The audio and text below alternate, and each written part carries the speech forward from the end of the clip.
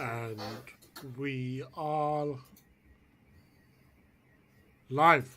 Welcome everyone to On Your Noggin podcast. We totally did not forget to upload yesterday, or live stream yesterday. You see, we've had a hurricane in Hong Kong this past 24 hours. We were clinging on for dear life. So, but we are here. We are here. As you can see, Nathan is a hobo.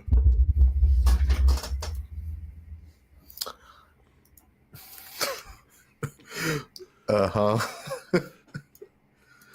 Yeah. What's up, bro? I know we've had a bit of a hurricane or typhoon, but you look a bit worse for wears. Mate, my shower ran out of not ran out. The fucking circuit of the fucking hot water broke. It just went zzz, and I didn't shower with hot water, so I used cold water. Like a caveman. That's how we do it, man. That's how we do it. But a caveman who potentially has won this week's predictions. So Yeah. So, let me get the points out. So, first and foremost, if you're in Hong Kong, or in the Philippines, I'm wishing nothing bad happen. Like your house is still intact, no one's hurt, you're able to get some sleep. Hope everyone's safe. All right. And quickly, our thoughts go out to those who lost their lives in Taiwan because of the typhoon. So,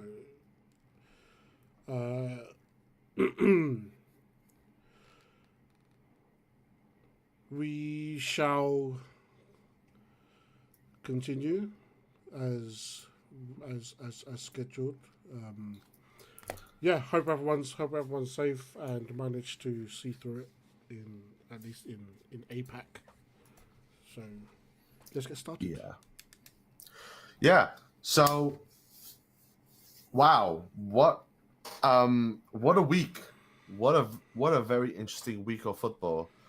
In the Premier League, some big games, some pretty interesting results, I would say, some predictable results. Should we start off with the Merseyside derby? Yes, that is the first game on the list, which obviously finished Liverpool 2 and Everton 1. Mm-hmm. I myself predicted 2-0. Nathan, you predicted 3-1. Throughout the game, I mean, it's your typical Merseyside derby. Like it's away from home, so it's Everton's like second most important game in the Premier League. Like, but at the same time, Liverpool is top of the league, but they don't play like they're top of the league. Do you get me? No, I absolutely agree with that because Everton were very much in the game. I mean, as you said before, stats don't mean everything, but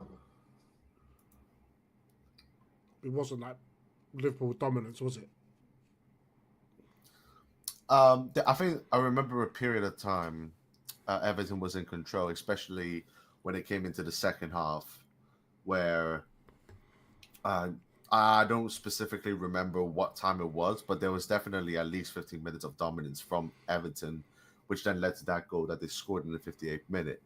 But I'm look. The thing is that I'm on that Everton hype. I believe Everton will do well this year. Um, but I think it's one of those games where both teams could have played a lot better. It could have been a way better Merseyside derby. Mm. But I think Liverpool played a little bit too safe, especially when they went 2-0 down. It's like 2-0 up. Because once they went 2-0 up, that's pretty much like that's because most of their shots came in the first half. Yeah. So that's when they kind of like, yeah, okay, let's settle down for this 2-0. Let's not let them concede. So, like, if that is the Liverpool the way forward, I am going to be quite concerned because there are certain players in this team that hasn't been playing well at this moment. Verts is definitely one of them, but I still believe that will become good. But it's been a few games now, and he has done nothing, absolutely nothing for this team. You can blame the manager for the system. If you watch Liverpool last year, they didn't play over 10. Yeah. And this year, they bought Verts to implement him into that 10 role. And you can tell that he is struggling out there because the manager, I don't even think now I'm looking at it, I don't even think the manager even wanted him. But hey, I don't know. Who am I to tell what's right and what's wrong? I mean, some would argue that this is the sign of champions because they win even when they're not playing well or they're not playing that well. They're expected to dominate, but yet they still get the win. But it does open the door for potential points dropped going forward if they carry on this way of playing.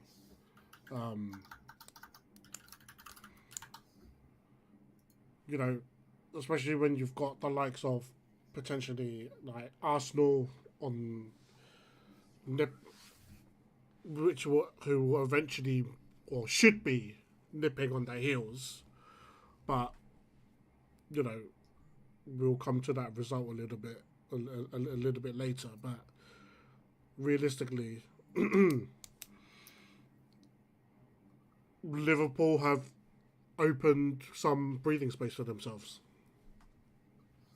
And I mean, like this is not like shade or anything to Liverpool. If anything, it's kind of praising them. The teams that they have played have not been easy. You know, they played home against Arsenal. They played against a Bournemouth team that has been hitting form since the start of the season. They played away from home in St. James's Park against Newcastle. They played against a extreme defensive Burnley team, and they played a Merseyside derby. You know, like I think like the Newcastle game, like people underestimate Newcastle this season because of Isak being gone, but like that people don't realize that Newcastle game is huge for them. It's a big result for them, like because there's going to be certain teams that we will assume that will be competitive for Liverpool, which in reality it probably won't be as competitive as we think. There'll be certain teams that we both will think like, oh, you know, there's going to be a tight game. But now that I look at it, there's some of those games aren't probably going to be tight. Like Liverpool probably walk through those teams. So generally speaking, they played against Arsenal, who is hitting form. They played against Newcastle, who has always been solid. They played against Bournemouth, who's a really good team. Yeah, and they played against an informed Everton team that's playing good football. Like, because like these teams, they play good football. Some teams that are in the same position as those teams don't play good football. Yeah. So, like, yes, like Liverpool are scraping results, but they're scraping results against good teams.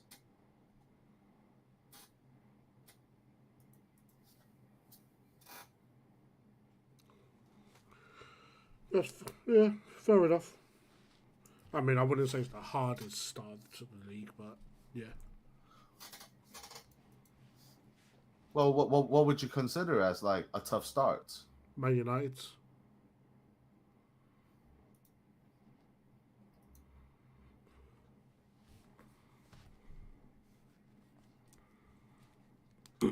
That's a that that's a bookie start. Well, I'll probably say my argument for that is that Man City game will probably be the exact same for Liverpool for Everton because it is a derby. Yeah, you both played Burnley. They played Bournemouth, which is more difficult than Fulham. You've both played Arsenal. You're comparing City to Everton.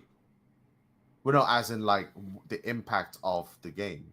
Like for how other teams view Man City is different to how you view Man City, while other teams view Everton is different to how Liverpool views Everton. Because we all know Everton plays their best football against Liverpool all the time. That's just what I'm saying. Yeah, I'm not saying like your campaign is difficult or anything, but I'm saying that loads of fans out there are going to say like, oh, Liverpool haven't really had any competition. Well, they did. They had huge competition. Bournemouth is top 4 at the moment. Yeah, and they are playing Newcastle, and they've played Arsenal. So, like, I don't know how tough would it like if you say like, oh, like what Bournemouth, Liverpool, Arsenal, Man City as your first top 4 games, then yeah.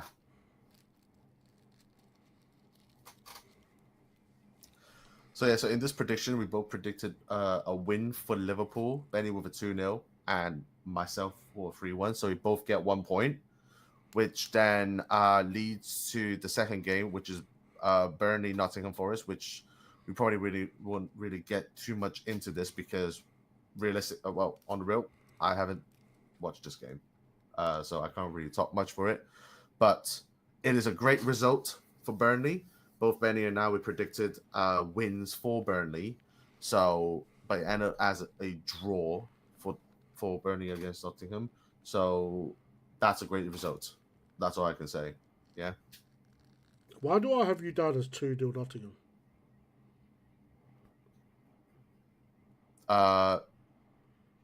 That is not that can't be right because I'm on the Burnley hype train. We'll have to VAR the last stream. But I don't think it matters because even if I predicted Nottingham Forest to win 2-0, I still wouldn't get the point.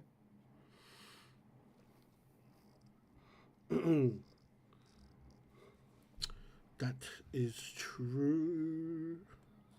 So then, which leads to the third game, which is Brighton West Brom, which obviously ended 2-2. And Benny predicted Spurs to win 2-1. So he gets 0 points. You just said Brighton West Brom. Oh, sorry, Brighton and Tottenham. Last time I checked, West Brom's not even in the Premier League. Yeah, it's been a while. What was it? Chris Burnt, Townsend, Sam Johnston in goal.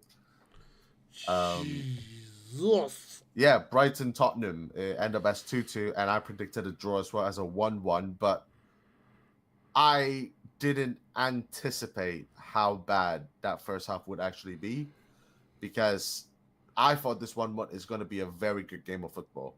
But from what I remember, that first half was an absolute horror show. Now, yes, all Spurs fans, we are together.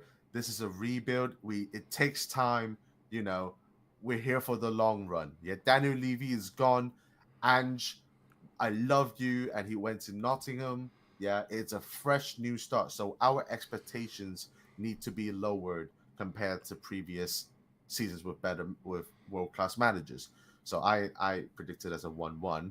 So I'll take the point. But was it a beautiful draw? No, it wasn't. Because the second half, we played much better than the first half. But then everyone's like, why can't we do that in the first half as well? Yeah? And you know why? It's because that system that Frank has doesn't work against Brighton, which then led to us change the formation in the second half, which is why we play a lot better. Which is why Thomas Frank is a G. Don't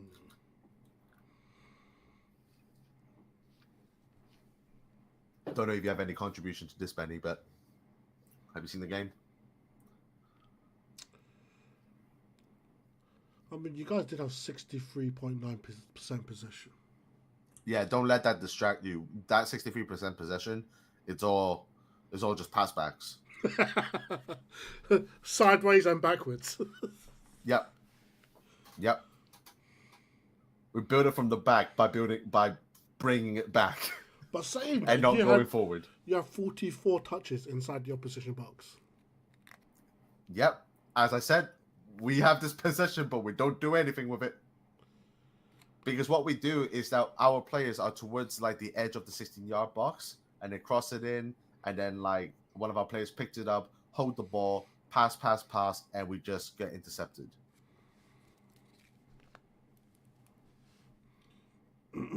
But I think one thing is clear is that Frank does bring the best out of their players. You can tell that there's certain players in this team has completely evolved into a completely different player. Richarlison is one of them.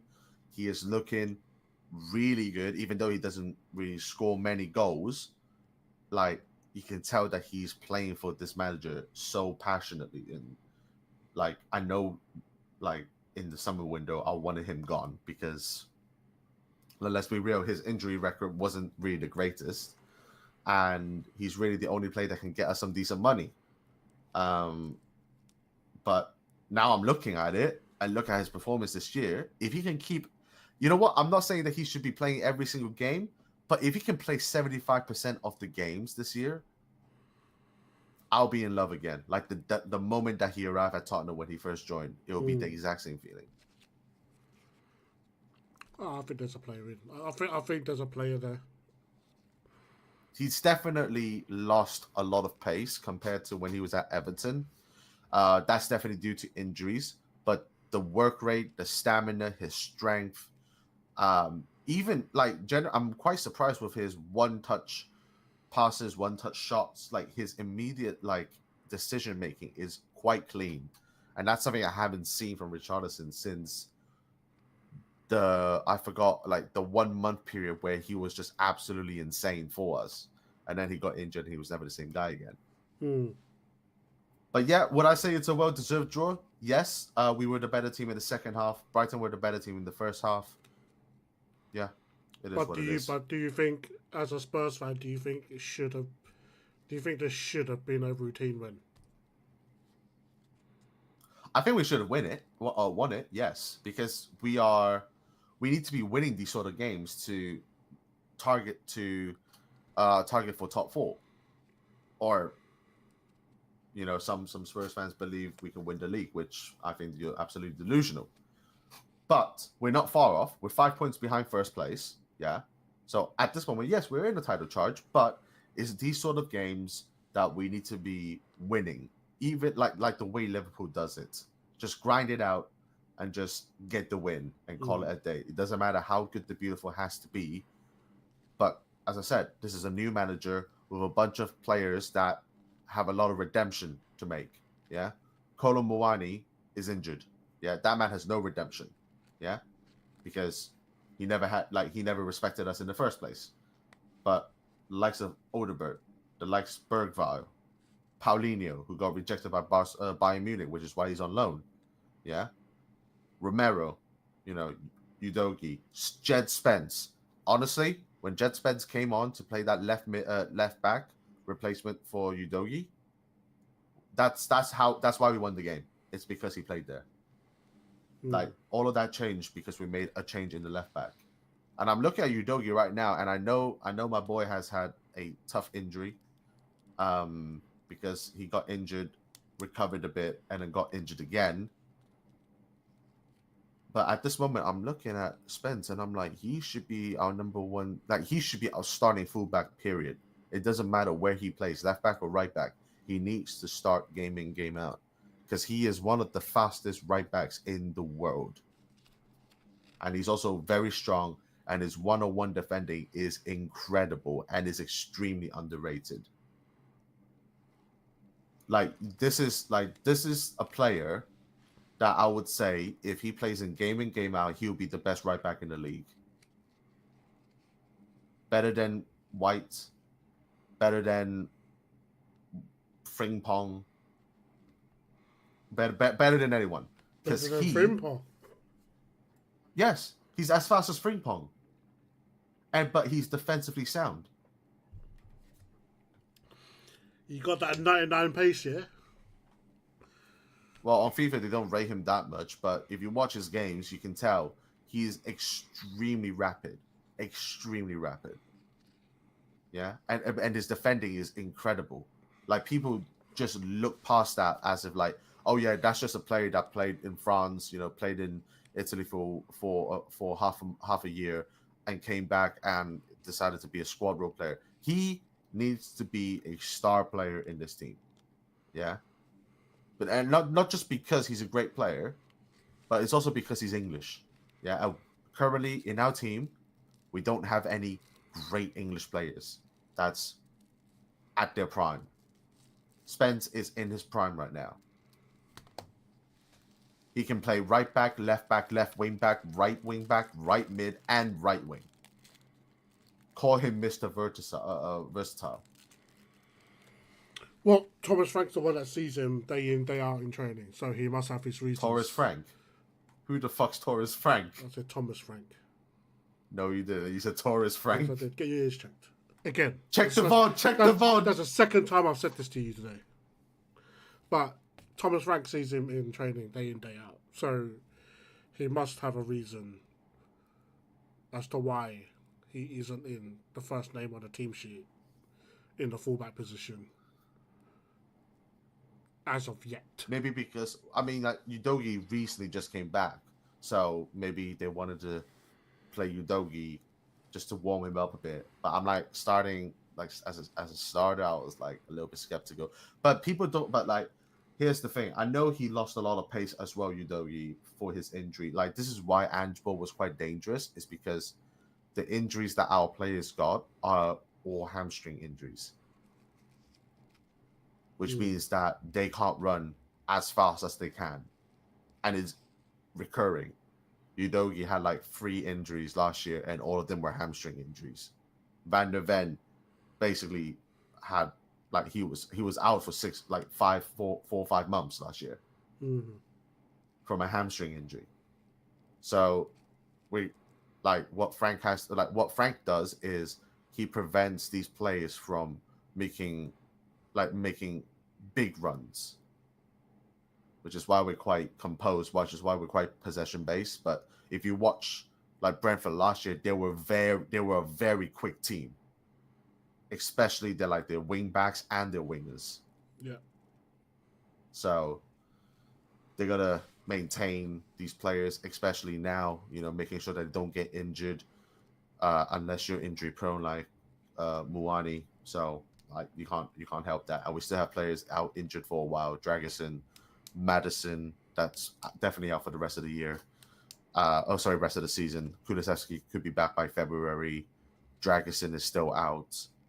Solanke is still out for I don't know how long. I'm genuinely worried for this guy. But yeah, 2-2 draw. I get the point. Benny doesn't. So yeah.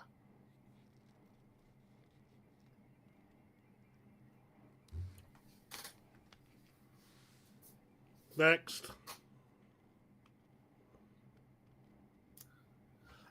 West Ham Crystal Palace. So it ended up as a 2-1 win for Crystal Palace. You predicted 1-1. I predicted 1-0 for Palace. So I get the point. So at this very moment, it is 3-1 for me. 3-1. Okay? Then we have Wolves against Leeds. And Leeds won 3-1. You predicted them to win 1-0. I predicted Wolves to win 1-0. So you get the point. So now it's 2-3. Now the next game. Wolves are in danger this season, bro. There's a reason why we both put them rock bottom, right? Like they are in danger. They are bad. They're not good. They are not good. Got 3-1 to Leeds, but yeah. So the next one, the other the other biggest game of the weekend was Man United Chelsea. So first, before I talk, I want to hear your views.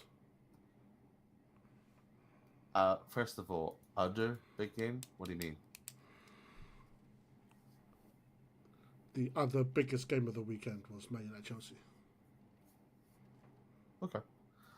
Um, no, I'm trolling. I'm trolling. Now I've watched this game with Benny, and I'm not gonna lie. Both teams were very shit. It was a terrible game of football. I don't care what anyone says. I think offensively it was horrible. Defensively it was horrible. Now that could be due to the rain as well, because it was raining really, really badly. Really, really bad. But That ball wouldn't move. that ball in the midfield, it was just stuck there like glue. But then if it's near towards the goal, it bounces like a bounce. It bounces like me on a bouncy castle. Yeah. So if I'm being 100% honest, I think this is probably the worst football I've watched this whole year so far. Because the attack was horrible, the defense was horrible, there was no control in the midfield. Chelsea was holding the ball the whole time. There was 2 red cards. Man United's red card was quite questionable. Didn't agree with the second yellow, but I think Casemiro would have been sent off regardless if in this game because he's going to do something stupid. But that Sanchez tackle was shocking. Like, that goalkeeper is not a Prem goalkeeper. That man is out for blood. And do you know what this game is? It's out for blood. This is the red wedding. This is the red wedding. The amount of tackles that in this game that could have ended someone's career. It was insane. The amount of challenges, the amount of like interceptions, the amount of body contact. Like, somebody think this is the WWE fight. You could tell all the players were pissed though. All the players were so pissed. Yes. Because of the, I think, like, in large part because, like, they're wet, they're cold, they're just getting rained on torrentially. Not saying you can't play in the rain, but when it's pouring like that, and it's cold. And it's you cold. You gotta remember, it's cold. If it rains and pours and it's cold, like your willy is gonna shrink down to like a little snail. Yeah, like it is tough. That game was tough to watch, but Man United grinded out a win. Do I think they deserve it? Yes. To be very honest with you, I yeah, because like I like seeing Chelsea lose, but as well as that, the amount of times that they just control the ball, and I don't even remember Benny, but I like they just kept keeping the ball and they don't do anything with it. That reminded me of the Tottenham game. Well, once they took off João Pedro and no, not João Pedro. Was it not? No, who did they take off? They're taking off Cole Palmer because of an injury. No, they took off 2 players directly after the red card.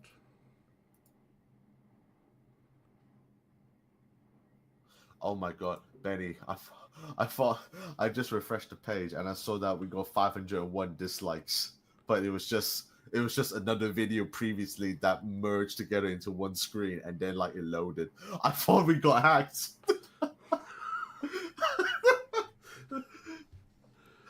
501 dislikes. I'm like, oh. Did we offend someone? That might be my Chelsea comment. Okay, well, so while Benny's looking for that, I will let me continue. I think probably the most standout player in this game, for Chelsea, I would say, is Reece James, because whenever Chelsea attacks on that right side, he crosses it in, it's immediate danger. He's their only danger threat in that whole game. Their attack, there was nothing. João Pedro was like, I feel for him. I really do feel for him because he's trying to get the win but there was just no support. They had like four CDMs and Yeah, there was like no a one back around him. four. So basically, Esteval and Pedro Neto, both of them were taken off after the red card. So it was the two wingers that they got. Yes, Yeah. that explains it. So that explains it. So João Pedro was basically up top by himself, and then Cole Palmer Yeah. got taken off. So Due to an injury. he literally had no one. He had no one. So which is why like so let me finish my segment and then I'll go to and then you get the Man United perspective, because as I said, like even though Man United won,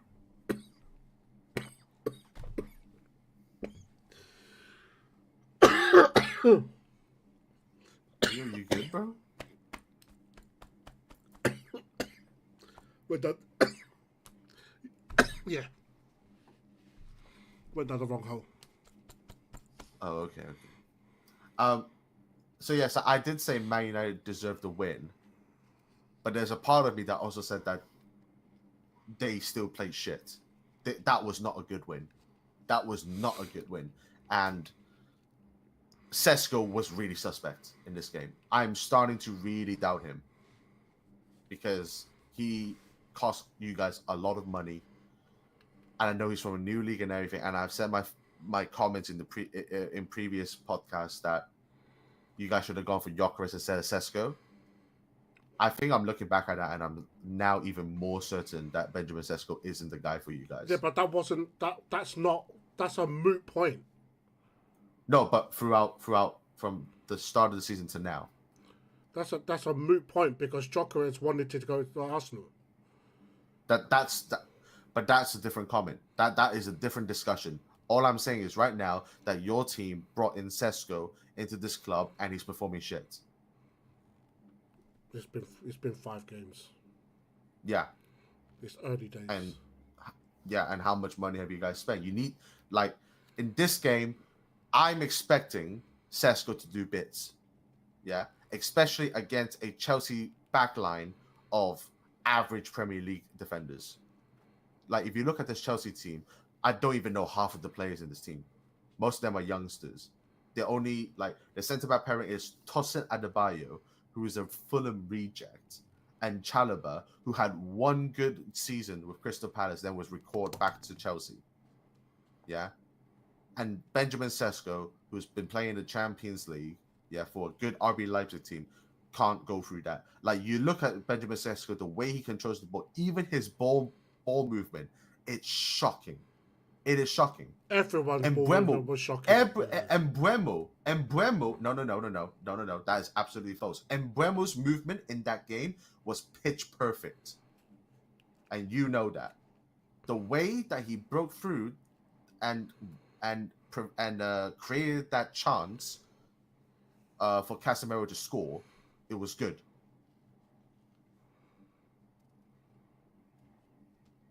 Yeah. And that's Mbeumo. That should be a job for. I know Benjamin Sesko was supposed to be in the box and everything, but when it comes to outplay, Benny, you need to rewatch the game. Because I'm like, the fact that you're not agreeing with me with this is really surprising. His off-ball movement is League One standard. His control on the ball is not good enough. Yeah, 5 games whatsoever, I don't care. He like, I see players come into leagues and immediately perform. And with that sort of money, that is unacceptable. He looks good. Lost. He'll come good. And then Bruno Fernandes, obviously, I think he had a decent game, but yet again, quite quiet. There were some good passes that he's made, some passes that that wasn't good. I think Maguire and De Ligt played really well that game. De Ligt was man of the match. De Ligt was really, really good. So yeah, it was a good win for Man United. But when they were down to 10 men, I expected you guys to absolutely destroy them, which you guys didn't really do that. So But a win to win. A win to win. Exactly, a win to win. And with the current state and balance of the team, I'm taking the 3 points over performance. Well, now you're down. Well, now you're down by what, one midfielder. Don't worry about it. All right, I'll let you do so. I'm just gonna go to the toilet real quick. But you continue. You continue.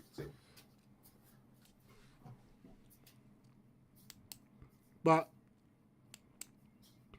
now, in my opinion, yeah, I mean, the game wasn't pretty for sure. But when's the last time we have been pretty?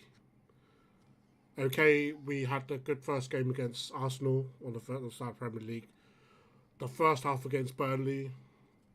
Fact of the matter is, our team is not where it needs to be, both in personnel and in balance.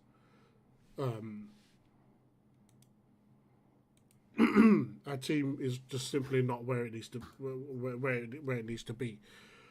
So I'm not expecting great team performance. What I am expecting is the effort and being able to grind out and be at least putting in the effort to grind out a result. Now, yeah, I guess in the early red card changed the game, made it easier for us. Shocking tackle. Shocking. He's an absolute muppet. And did you see some Chelsea fans were defending him, saying that he got the ball? Yeah, they sound like Garnacho supporters. Whoa! Those are just rumors. Those are just rumors. But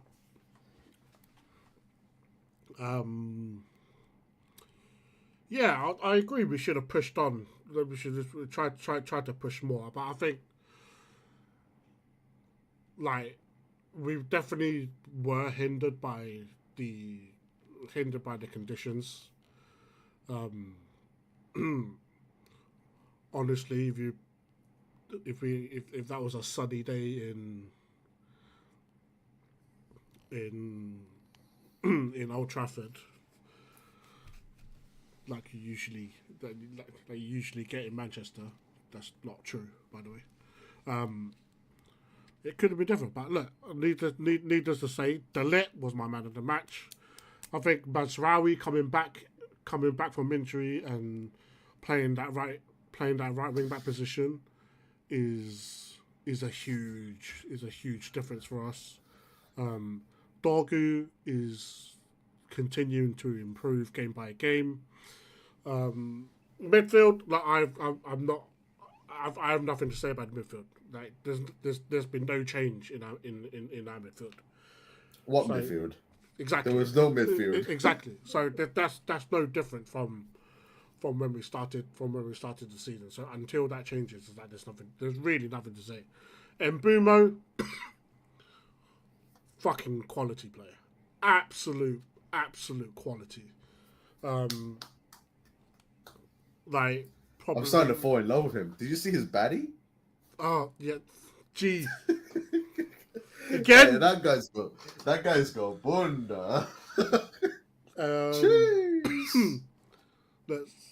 Sesko,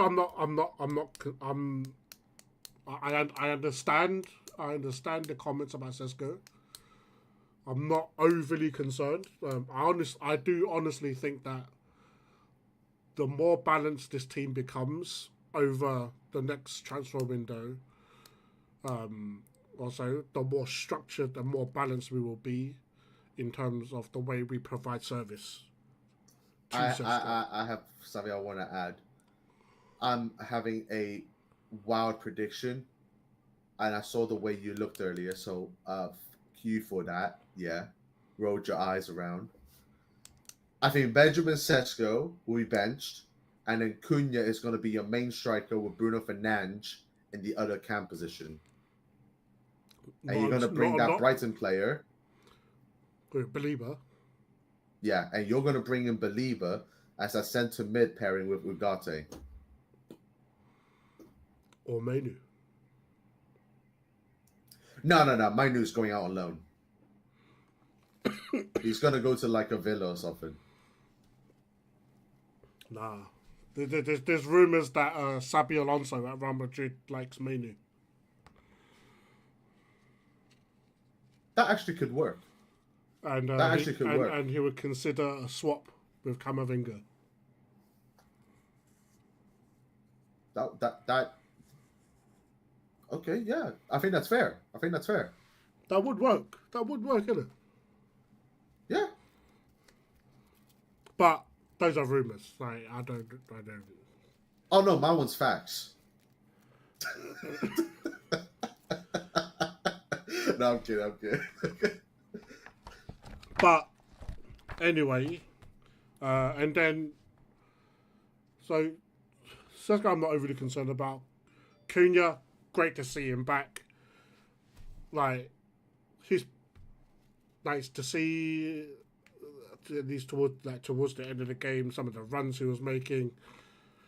That guy can do damage, as we all know, and to see his passion at the final whistle as well. It's like that's great to see. So with Cunha and Mount back from injury, good thing. I loved it when Mount was like with Enzo Fernandez. He was like, he's a referee, like, dive, and Enzo was getting angry. Loved it, absolutely loved it. But it's a big win. It is a big win. That pulls us what? Level with Everton and Man City. So keeps us within touching distance of fifth, because we're only 2 points behind. We're 2 points behind fifth and 3 points behind fourth. We've got Brentford and Sunderland as our next two games. Now, I would say those two are now like extremely important games. I think they're must-win games. Sunderland's going to be tough. Man. It could, very tough. But they could be huge. There could be huge games. There could be huge. Every single game is huge, Benny. Every game is a cup final. Is a cup final. Yes. But if we can get the win at Brentford next week and Sunderland the week after, suddenly at least we're building a bit of momentum going into the Liverpool game. Let me tell you, Benny. There's only one way to solve this: bench Sesko, play Cunha up front, and then play Fernandez in that cam. Or if the manager wants to play him in that CDM, put Dalio in that cam position. I am telling you, that man is going to win you games. Benjamin Sesko is a fraud. He's not a fraud. He is. He has not had a single good game yet. He's not a fraud. He hasn't had a single good game, Benny. He's the second coming of Harry Kane in the Premier League. How dare you compare him to Harry Kane? Get that man out of your fucking lips. Yeah, know your place. Yeah, Harry Kane is the best striker in the Premier League history, and you know it. For England as well, he is England's top goal scorer, mate.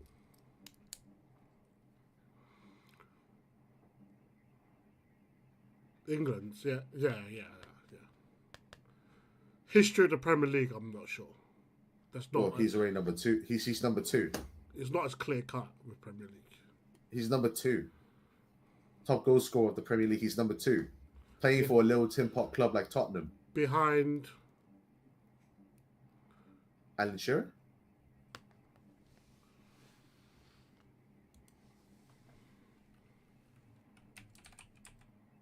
Look, all I'm saying is all of these other fans out there saying like Harry Kane is like not a good striker, can't be a legend it's not a legendary Premier League striker. He is second top goal scorer.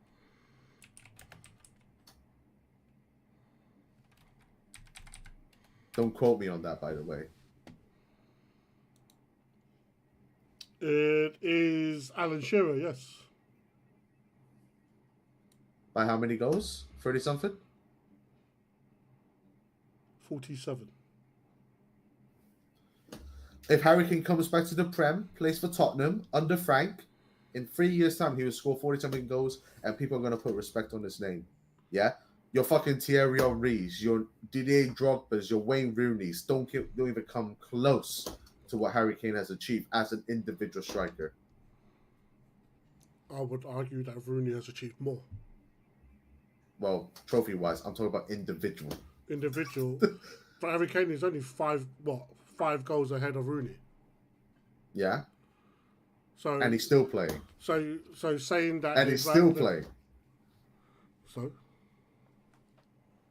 I'm just saying, this is my point of view. He is the best striker. Soon.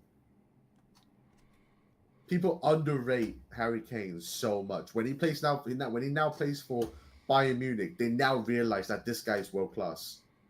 I've been saying it since 2015. And I don't deny he's not world class. I don't deny he's world class. It's the same thing with other fans having their own biases. It's the same argument for me. Yeah?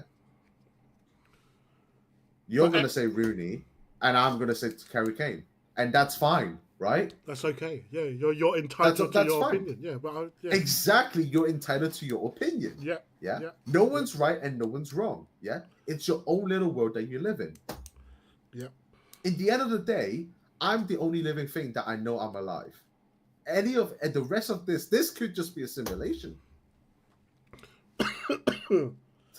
But anyway, pigeons are robots. It's given Amorim some breathing room.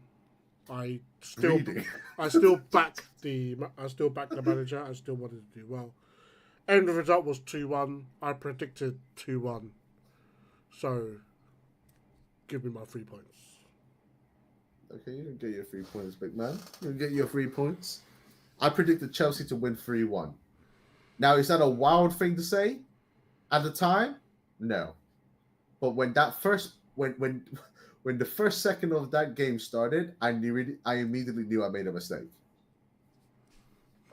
So I will hold my L. I'll hold it like Simba.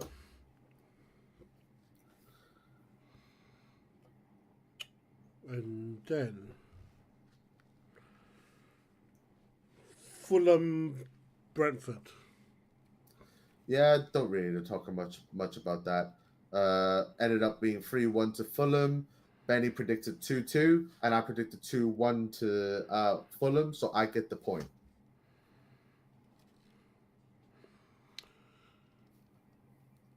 Do you see Brentford going down? I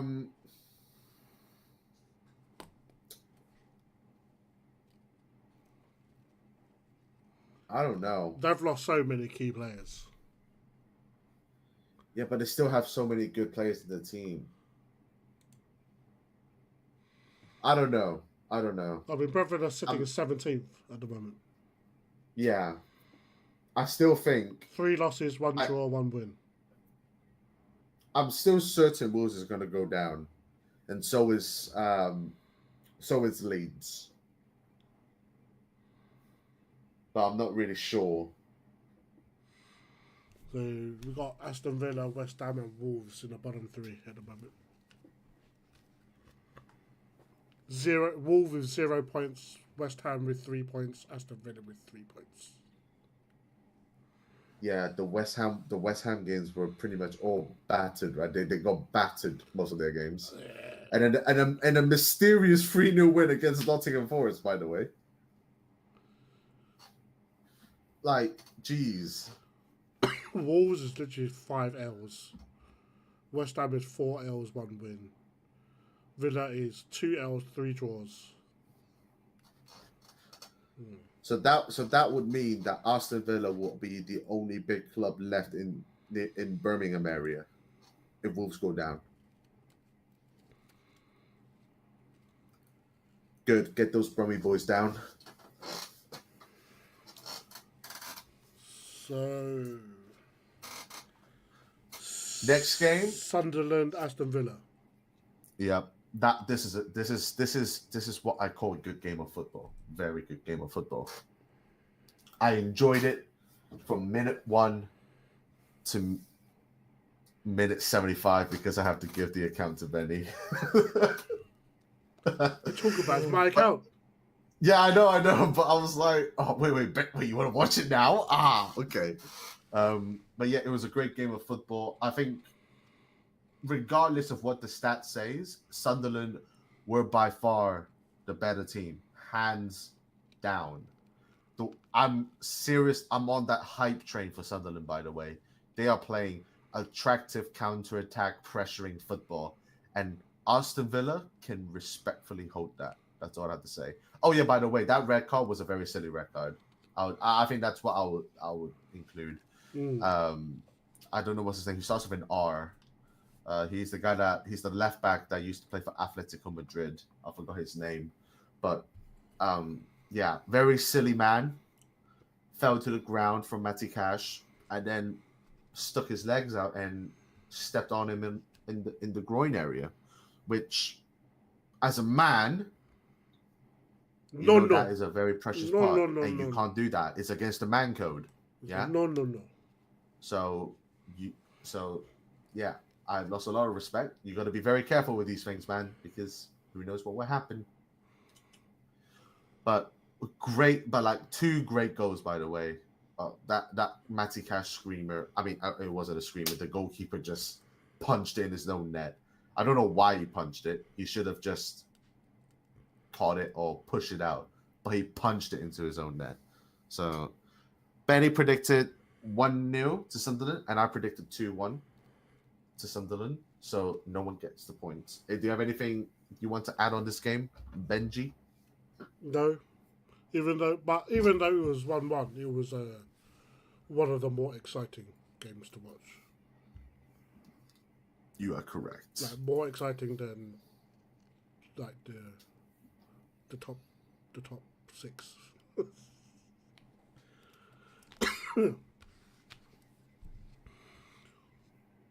Bournemouth, Newcastle.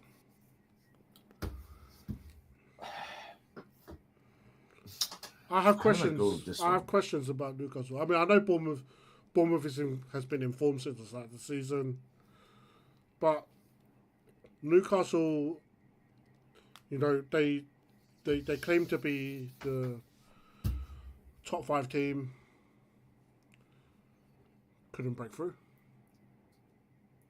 Yeah, because they have this 7'11" Eiffel Tower player from Germany. Stuttgart. That can't do anything. Yeah, like, back in the day, even Peter Crouch was able to somewhat carry the ball.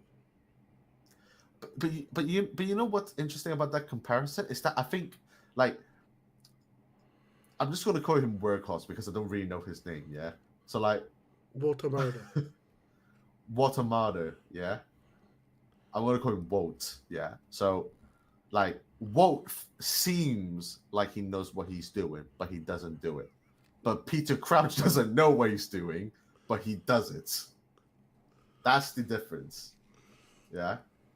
Wout, he's a lost puppy, a big puppy, in fact. Like, he can't head the ball, he can't control the ball, he can't pass the ball. Well, his first goal of the season was a header. He's not that strong of a player. Like, it's just tall. I don't know. 80 million for a player like that. And Newcastle fans complain that they haven't spent money. And I'm just like, well, if you're going to spend money like that, then okay. Like, I know that's not that Wout is not really like their first option. Wissa is, but Wissa is currently injured, so I do understand that. But at the same time, it's like, it's bloody Newcastle, man. Like you guys have the players to play that. And I know Joe Linton didn't play this game and Bruno Jimenez didn't play in this game. and Shaw as well didn't start in this game. So it is definitely there were definitely some big players that were not in this game, which is why they look a little bit shaky, a little bit uncomfortable at times, especially the start of the game, the first 25 minutes. But I just think it's just two good teams that has a very sound defensive structure, and their offense is just not strong enough to break through. Because if there's one thing we know about Bournemouth and Newcastle this year is that their defense is the main part of their game.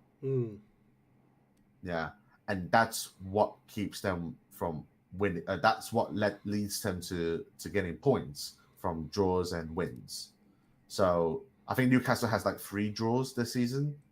So they've got like those are two good teams. I'm not worried about Newcastle. I'm just worried about their striker. But if Wissa comes back in, and if Newcastle gets the Wissa from Brentford that they've all dreamed of getting, they're gonna be a-okay. They're gonna be a-okay. So I'm not gonna be worried about that.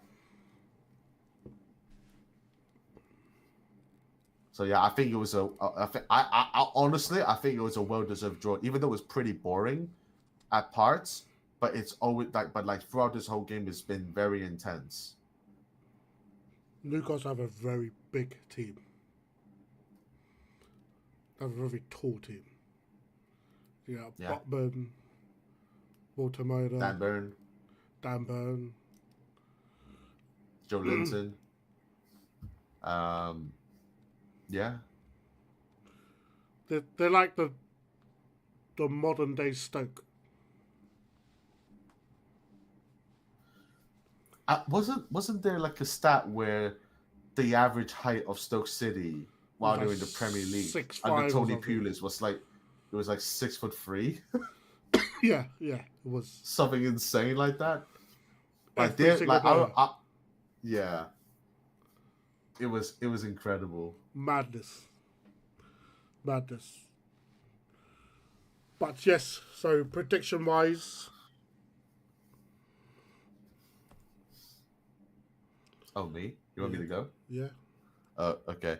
It ended up as a 0-0 draw, as we all know. So Benny predicted 1-0 to Bournemouth, and I predicted 1-1 as a draw. So I get the point. So at this very moment, I have 1, 2, 3, 4, 5 points, and Benny also has 5 points. But overall, I have made more correct predictions. But because Benny got that 3 points because he got the score and he got the score correct. But you got the score correct on the Arsenal Man City game. I told you. I'm a wizard, as they say, the sorcerer. Nobody says Doctor that. Strange Supreme. Nobody says They call me Nathan Potter.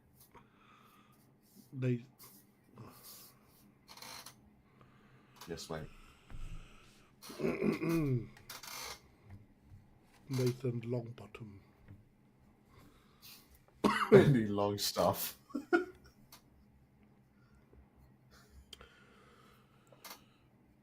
City. I will let you start. I will let you start this. Man City are a disgrace. With the team that they've got, they go 1-0 up and then they fucking play park the bus.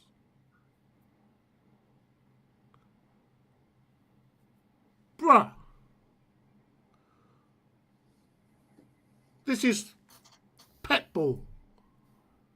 Mm-hmm. They try. Then they go just like they go 1-0 up, and then they literally park the bus. Arsenal then managed to pull a last-minute equaliser in the 93rd minute, which gives you the 3 points by the skin of your teeth. But I must say, this is a disappointing display from Arsenal. I expected more. Considering their they're supposed to be the front runners to challenging Liverpool. Uh, as I said, City parked the bus, so Arsenal had majority possession, but they couldn't halve them open. Like, Arsenal needs to be breaking through in these games. They weren't being attacked. They need to be breaking through there. They want any chance of catching Liverpool. Like, they need to be breaking through in these games.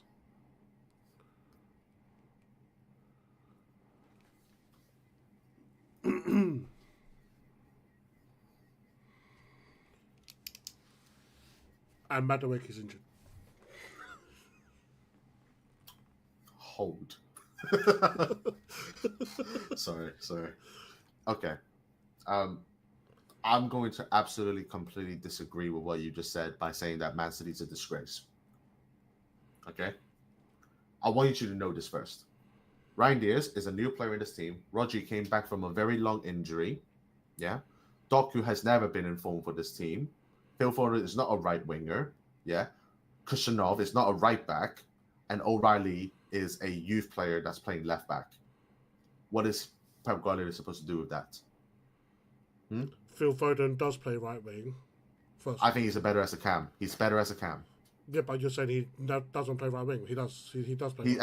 Okay, let me retract my statement. He's not a good right winger because he's not fast. He's good at the ball on his feet, but he's not. His end product is not there. But when he's a cam, he does well. And Doku has been playing well since the start of the season. How many goals has he scored? But he's set up for you. You said he's good, right? Like, how many goals have he scored? I don't know.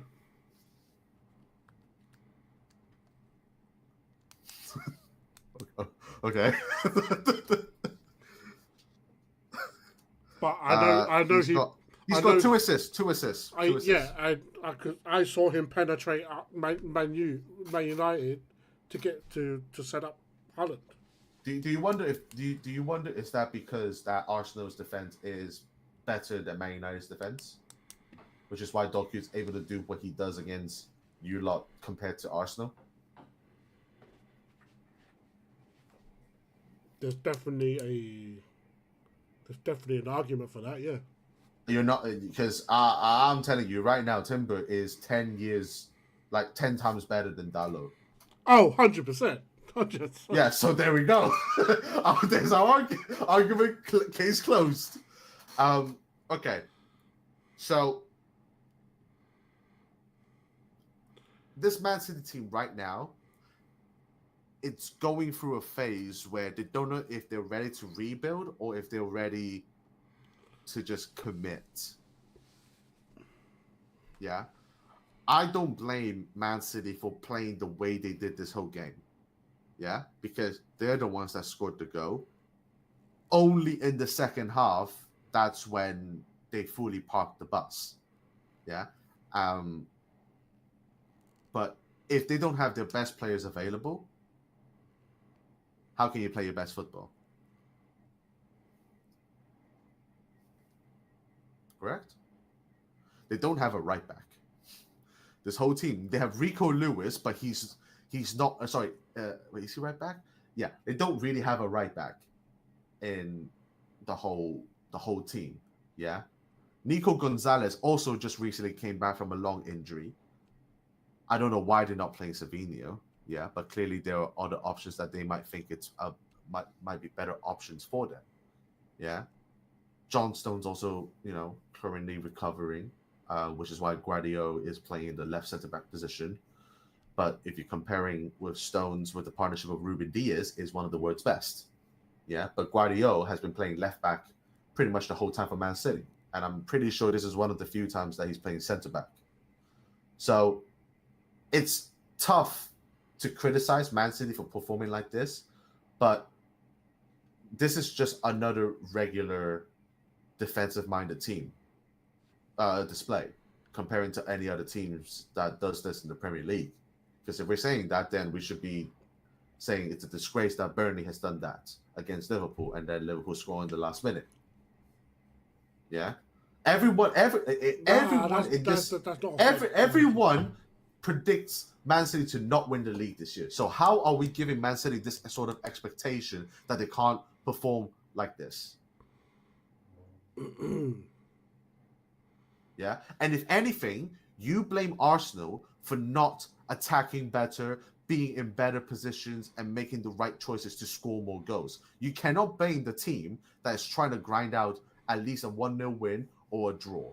Yeah, you blame the Arsenal team because, not gonna lie, it's a bit of bias coming from you, Benny. Because if this was any other team that's done it, you wouldn't be complaining. Yeah, and I know you won't be complaining. But I'll tell you right now, this Arsenal team needs to be playing Eze the whole time. I don't understand why they don't play Eze at the start. When he came on, he was incredible. He was electric. He's the one that opens up the space. Yeah, he's the one that led to Arsenal scoring that goal. Well, Madueke is injured now, so pretty sure Eze. I think Saka's back. I think Saka's back. And my argument stands is like, you look at the caliber of players that City have got compared to Burnley, for example. Have a go. But if they have a go, they know they're not going to win. So how can you tell them to have a go? You're telling them to have a go because you know Arsenal is going to win. How can they know they're not going to win? When you have an informed... Look at the team that they've got. Look at the team that they've got. You've got fucking informed Erling Haaland. And he scored. Yeah. So what do you want? So you know that if you can fashion half a chance, even if it's only half a chance, right? If there's someone that can make it happen to score a goal, it's going to be fucking Erling Haaland. Yeah, and they've been doing that the whole game, even in the second half. You say that they parked the bus fully. They haven't parked the bus fully. They have their chances. They have their breaks. Yeah? It's just that it didn't lead to a goal or a shot because it has been intercepted. So what do you want them to do? You want them to, let's continue playing our football while they pressure us with half of our team not being available, and let's just keep doing what we do. It's like telling Spurs with playing Angeball with half of the team being gone to still play a high line. Oh, didn't City's got injury problems like other teams don't? I don't get your point. I really don't get your point. Yeah. I just hate City. I really don't understand this whole argument. Like, it's just because it's City. Maybe. No, not maybe. It is. Because you wouldn't say this about any other team that does it. Even Arsenal has done this a few times last year, and you haven't criticized them. When they sat behind the box against Man City as well. Yeah, they were playing 11 men behind the box, and you said that it was a great result for Arsenal. Because they... So... Because... It's oh my God. Oh, this man needs to be stopped. This man needs to be stopped. They saw out the result, didn't it? But City didn't. They conceded. In the final minute. Which is still a very good point for Man City. For a team that still hasn't had the best players back available, and there's still a few positions that I would say that still needs to be strengthened. Then yeah, I would say this is a great result for them. But anyway, you predicted a 1-1 draw. It was a 1-1 draw, so therefore you get the 3 points. Therefore, 8-5, whatever. Cheers! What you saying, cum? 8 points in the back, cum? Where are your points? 1 win.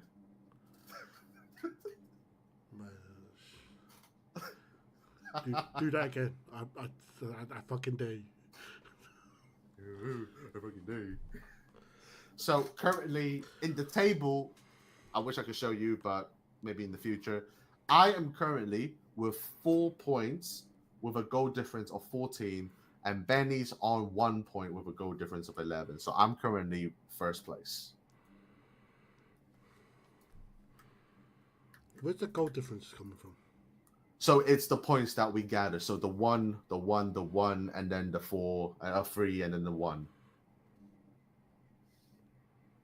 Because, like, for example, if in the end of the season, if we both end up as a draw, there's something that we need to compare, like, to determine who wins, right?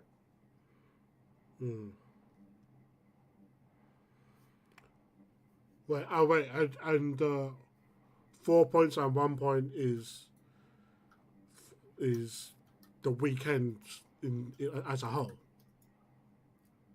No, so basically, like, it's the predictions that you've made. So if I predicted Liverpool to beat Everton, I get 1 point. So that 1 point goes into the goal difference. No, but you say you got 4 points and I got 1 point, right? I'm not talking about goal difference. Oh, that's the win. So it was 1 draw and 1 win, which is like 3 points for a win, 1 point for a draw. Yeah. Yeah, but that's for the weekend, that week's predictions, right? Yeah. So, but anyway, on the topic of Man City, cunts.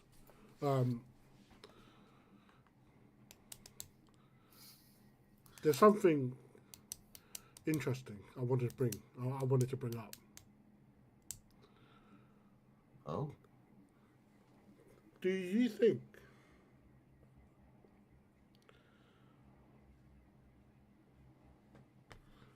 Trafford has made the wrong decision coming back to City? Oh yeah. Because after they signed him, they went ahead and fucking signed Donnarumma. Because he thought he was a dog's bollocks. He thought he was coming back and be like, you know what? I am that guy. He's clearly not that guy. I'm a big fan of James Trafford though. I generally do think that he will become good. I don't think he performed that badly.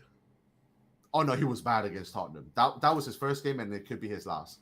But what he should have done was join Newcastle. That is what he should have done. Yeah, but no one wants to go to Newcastle, isn't it? No, he wanted to go to Newcastle, but because the bid has been reached, been agreed by Burnley from Newcastle, but Man City matched that, and then which means that they got first refusal, yeah. So, basically, yeah, like. I feel bad for James Trafford. He's definitely not going to be starting for this Man City team if Donnarumma's there. Ever. So if I was him right now, I'll probably ask the coach, hey, look, I'm at an age where I need to be playing more Premier League game. You know, can you loan me out for a season? And if he does well, he comes back, I would say, like, you should be looking to get out of there. Yeah, like, he needs to leave on a permanent. Because Donnarumma... He needs to leave on a permanent. I will take him. He's not replacing Donnarumma. No, Donnarumma is there to replace him.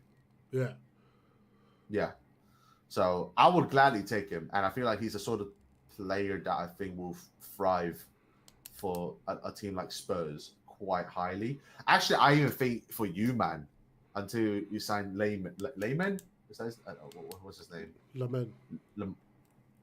Layman. Yeah. Layman. Lemons. His name is pronounced Senna Lemons.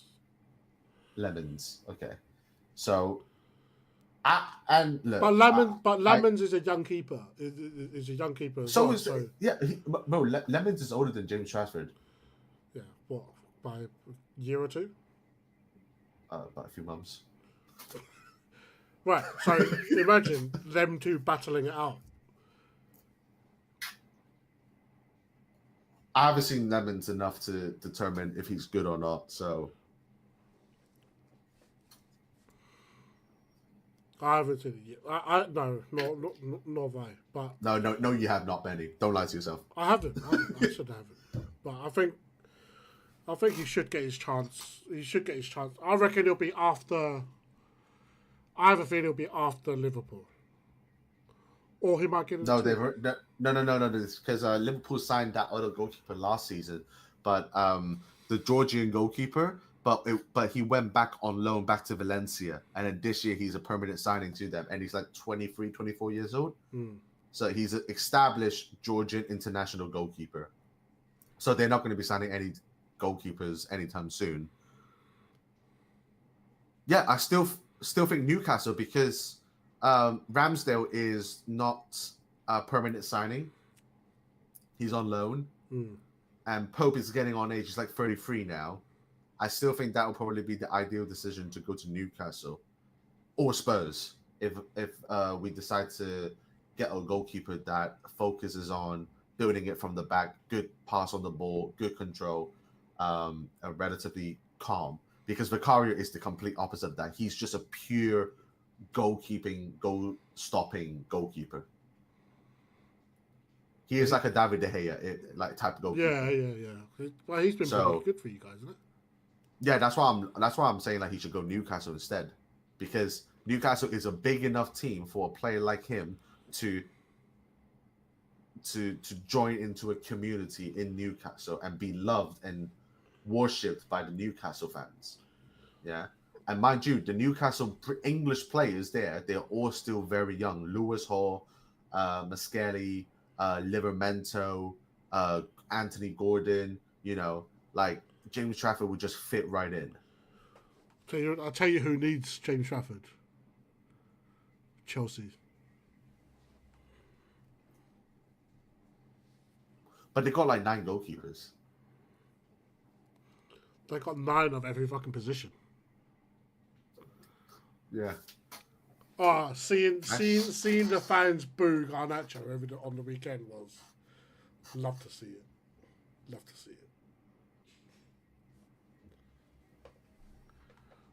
He was hiding his fucking face as he walked off the pitch because he thought he was coming on, and then Maresca pulled him back. What does this have to do with James Trafford?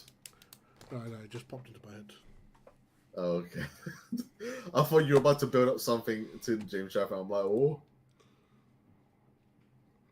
Nah.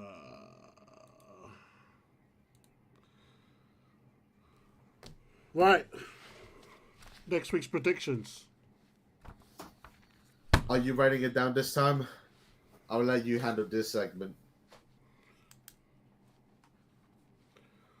So the first game is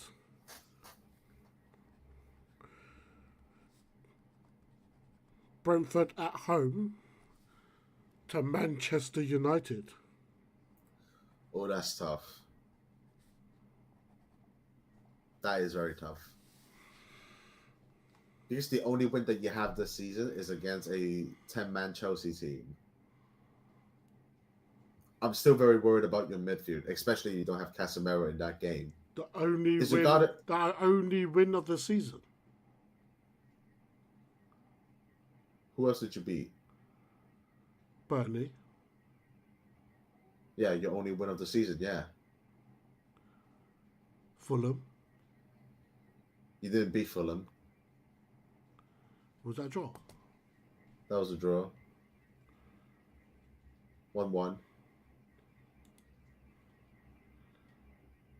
Yes, that's correct. We have 2 wins. You predicted 1-1. You know what? For once, I'm backing your team. I'm predicting 3-1 Man United. 3-1. I think Mbeumo and Cunha are going to do bits this game, especially Mbeumo. Going back to Brentford have something to prove. Being like, yeah, I've left this club to be an even better player. And I have to prove to you I went to a better team. So, yeah. 3-1 Man United. Oh, wait, we're having the rock, paper, scissors, have we? Oh, no. Last year you started first. So, yeah. Okay, this season I start first. Last week. Last week, sorry. Did I say last year? Right, so you're going 3-1. 3-1 to United. United.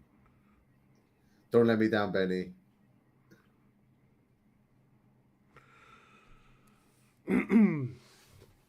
Like that's what I'm thinking. 3-1's a good scoreline, you know, because I feel like we would concede.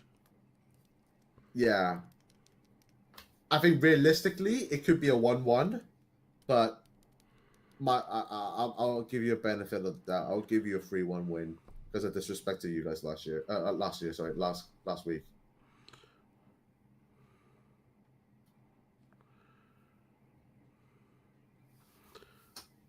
I'm not confident of us not conceding, so.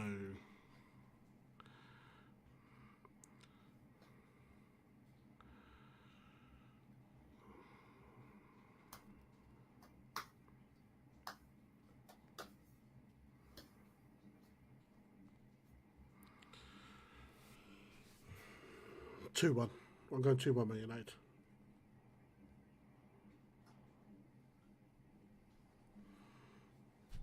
Ooh. Okay. Okay.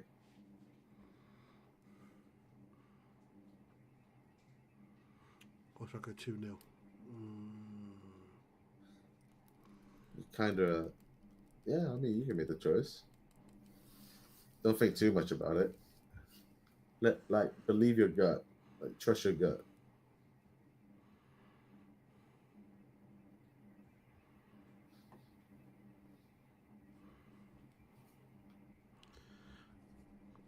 I'm gonna, because it's my team, I'm gonna do a mad one, yeah?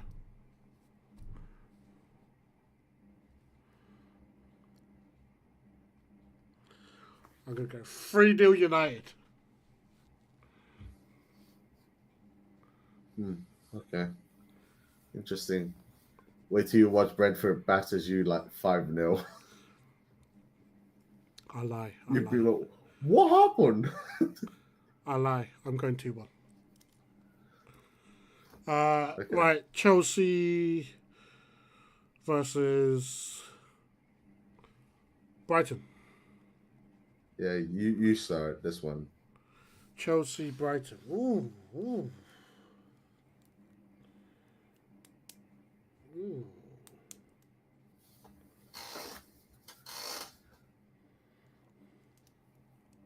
I already know my answer, and it's an absolute wild one. What, is it like a Brighton 2-0 or something? I'm not saying shit.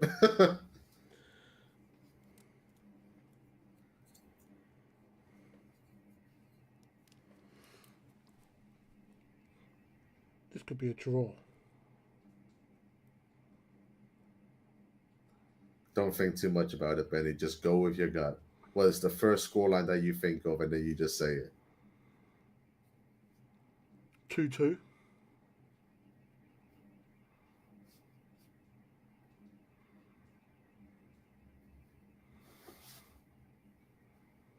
Two.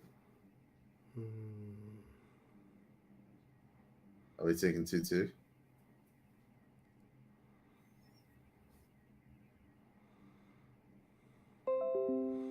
I'm going 2-2. Okay. I'm going 3-0 Brighton. 3-0 Brighton. And here's my reasoning why. Palmer won't be available. The lap is still not recovered. João Pedro is going to get packed in by Van Hecken. And yeah, in that Brighton defense, Chelsea doesn't have that goalkeeper. Brighton easy win, 3-0. I don't think Chelsea is going to get a sniff in this game. I think they're going to get absolutely packed in.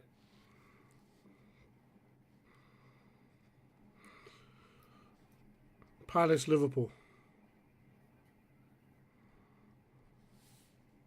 Palace, Liverpool. Ooh, that's tough. Where's Palace? Where's Palace in the league? Fifth. They did just beat West Ham 2-1. Fifth.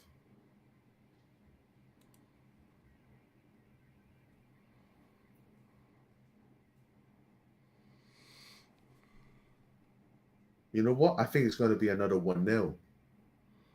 I think it's going to be another 1-0 Liverpool.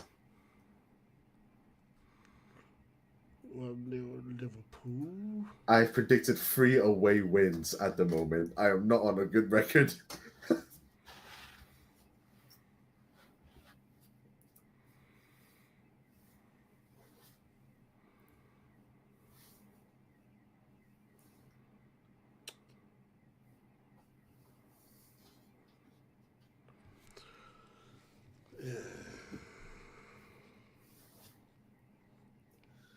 Because the thing is that I think Crystal Palace is going to played exactly the same way as Burnley.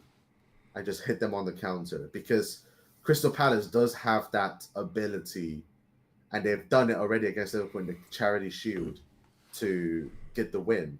But I think this time Liverpool is a little bit more aware on their high line, and I think Liverpool will prevent that from happening. I think And I this think they're could. going to go. I think this could be 1-1.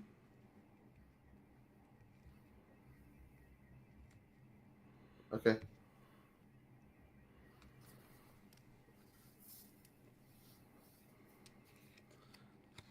I think it could be 1-1.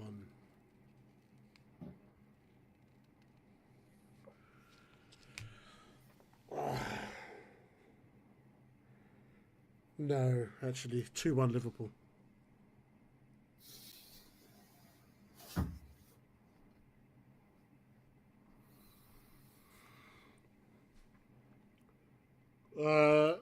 Leeds v Bournemouth.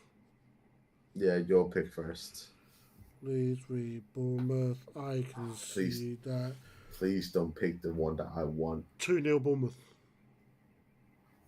Ooh. I've gone 3-2 Bournemouth.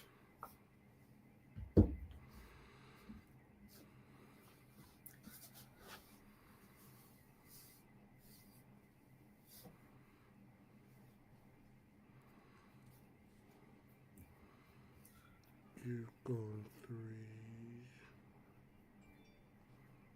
3-2 Bournemouth.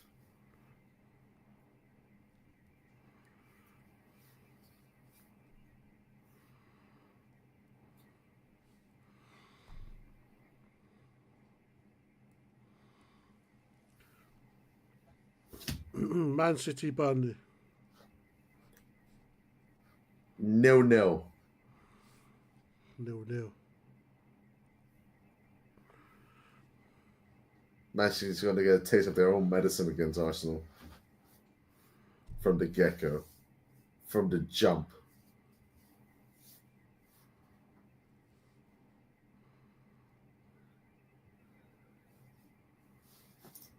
I swear if Man City wins like 6-0, I give up. I'm going 3-0. Ooh. If Man City has that capability against our boys in purple. Forest Sunderland. Oh, that's tough.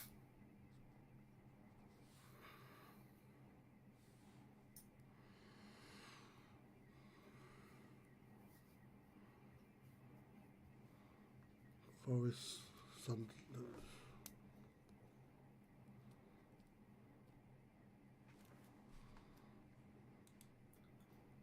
I mean, I know who's going to win this game, but I don't know what the score would be.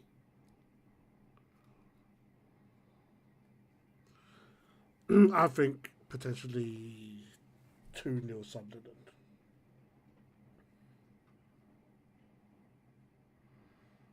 Yeah, 2-1. lock in. Like a 2-1. Maybe a 2-1 Sunderland. Okay. All right. I'm gonna change my decision. I'm gonna go 2-0 Nottingham.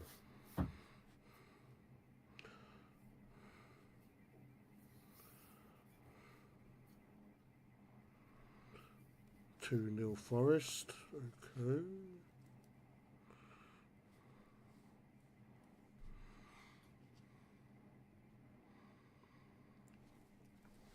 Spurs versus Wolves.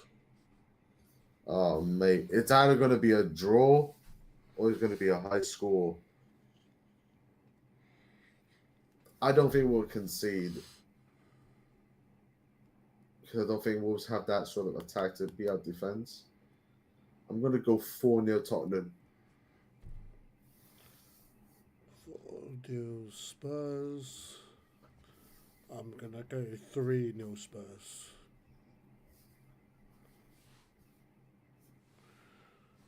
If you fucking lose this game. Oh mate, I'm telling you, there is a small part of me that's thinking like we're gonna lose this.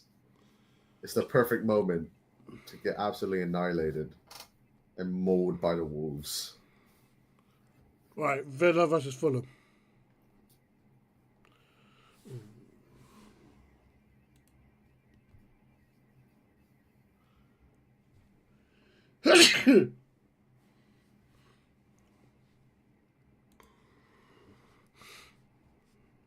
I go 2-0 Villa. 2-0 Fulham. I'm going 1-1.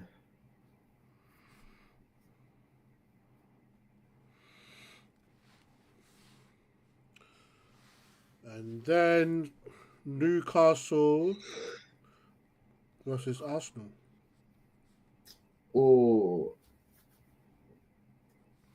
Newcastle, they do play well against Arsenal most of the time.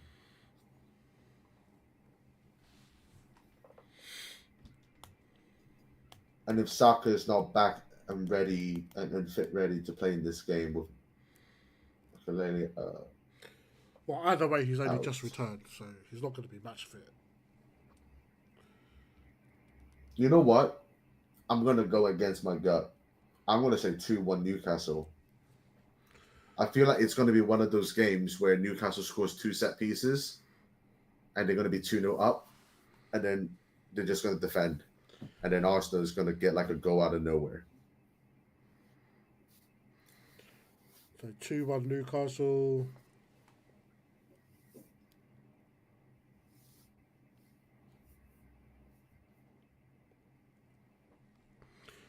You go 2-1. I'll go 2-0 Arsenal.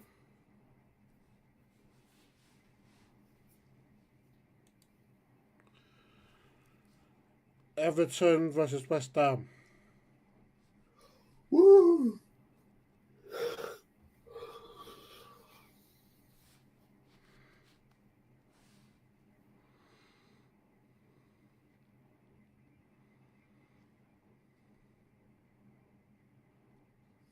Oh, is it me? Yeah. Everton, West Ham. Everton. Everton all day. Everton. Actually, I don't think it's that simple. West Ham might just Yeah, I have was going to another. say it's not that simple. West Ham might yeah, have another exactly. rogue. 3-0 away.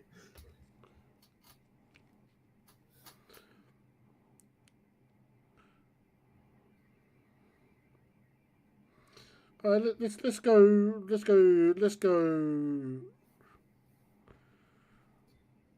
1-0. 1-0. 1-0 Everton.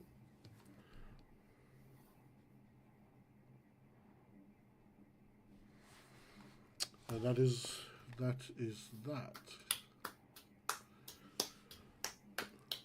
Good Yeah. episode. Good episode. They are locked in. The predictions are locked in. They are in.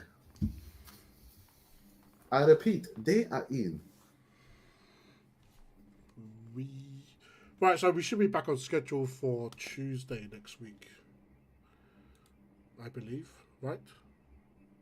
Well, the Tuesday game is Everton West Ham, mate. Oh no, that's in the morning. My bad. Sorry, I read that wrong. For that's it. Hey, listen here, fucker. Yeah, don't look at me like that. Oh.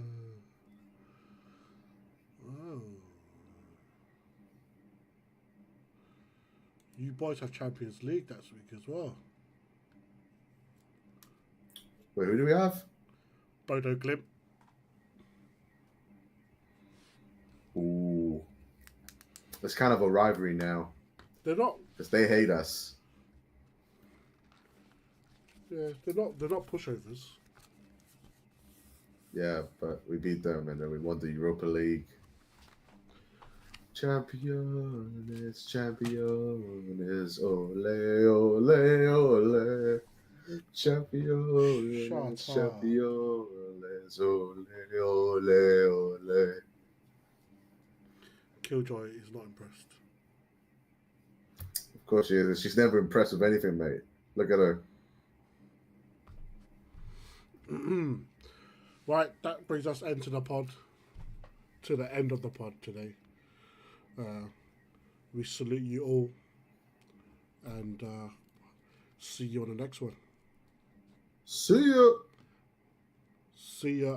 How do I stop the stream? See. End stream. Okay. See. Bye. See. See. See. Bye. See. See. See. See.